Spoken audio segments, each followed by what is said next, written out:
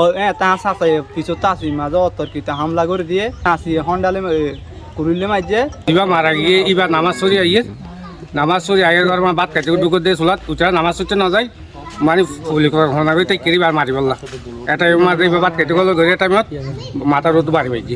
শুক্রবারে জুমার নামাজ পর দোকান খুলছিলাম, যখন এখানে চিৎকার চেঁচামেচি শুনছি তখন দৌড়া এসে এখানে এসে দেখি এখানে মারামারি চলতেছে।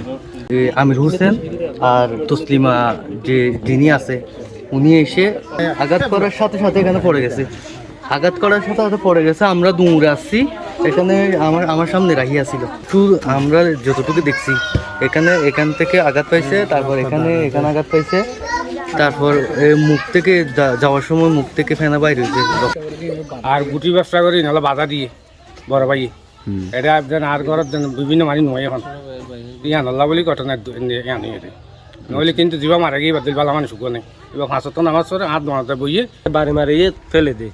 তখন আমির আব্বাসের বউ আর মেয়ে আর এর একটা ছোট ভাই আছে বিদেশ থেকে আছে, এরা যখন উদ্ধার করতে যায় তাদেরকে লাঠি ছুটা দিয়া ওই হন্ডা দিয়া আর মাতুল দিয়া তাদেরকেও সবাইকে আঘাত করে, বাইকেও আঘাত করে, আমির আব্বাসের বউকে আঘাত করে, আমির আব্বার একটা ছোট মেয়ে আছে একেও অনেক আঘাত করছে। মানে চাচা মাঝে আর ওর ওয়াইফ ইয়াবা ব্যবসা করে। এটা বিভিন্ন ধরনের মানুষ আসা যাওয়া করে।